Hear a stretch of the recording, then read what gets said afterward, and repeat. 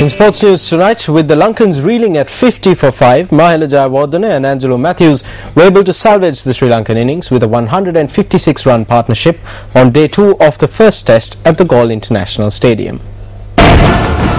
Resuming on an overnight first innings score of 9 for 1 in reply to New Zealand's first innings total of 221, Sri Lanka were bowled out for 247 today.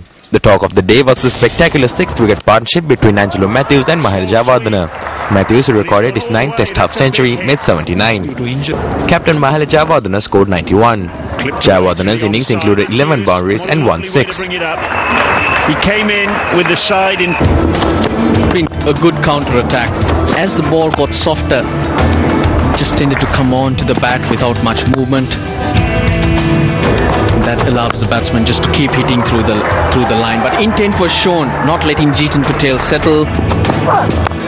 Tim Southee was the pick of the bowlers as he terrorized the Sri Lankan top order, ending up with figures of 4 for 46. This was this morning, very first over. Tim Southee once again reaching for it.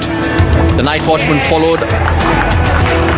Picked up by Guptill. At stumps, New Zealand won 35 for the loss of 1 wicket in their second innings. Now this is high, and it's going to fall safe. Is Kulasekaran comes around, he takes it. And up next is our special Sports First segment, The Bitter Truth. Bitter Truth revealed last week how Sri Lanka cricket suffered a loss of at least $1.1 million due to a deal with Nimbus International over the coverage of the India-Sri Lanka tour in 2009. A committee report regarding the situation confirmed this loss. The report further states that Minister Gamini Lokuge was the Minister of Sports during this unfortunate deal. With an offer of $7 million tabled for the coverage rights, why were the rights sold for an inferior amount?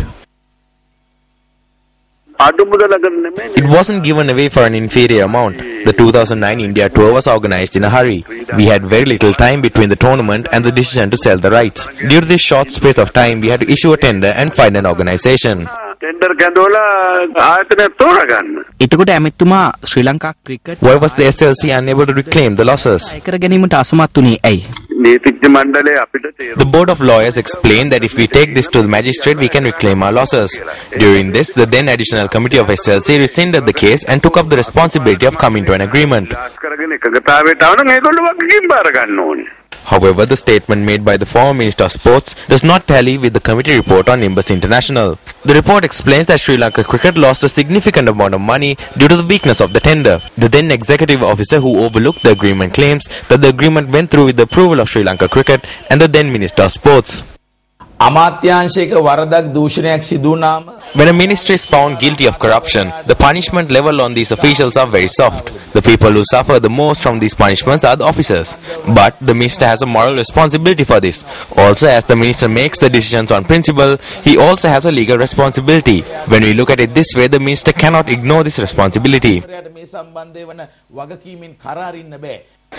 will Sri Lanka cricket learn their lesson from the Nimbus deal?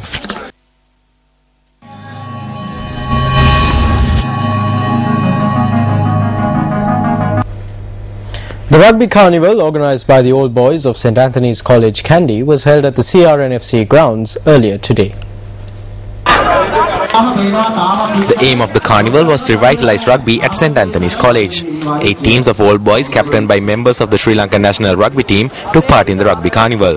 The finals were played out between the maroon and light blue teams. The exciting match saw the match level on 21 points at full time. The maroon team scored in extra time to win the final 28-21.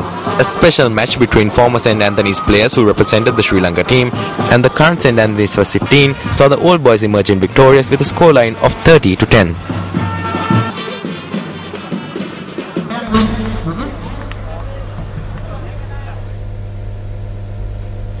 And that's a look at your primetime weekend news bulletin. As always, it was an absolute pleasure having you with us. I'm Nadim Majid. Good night. Hotline 0114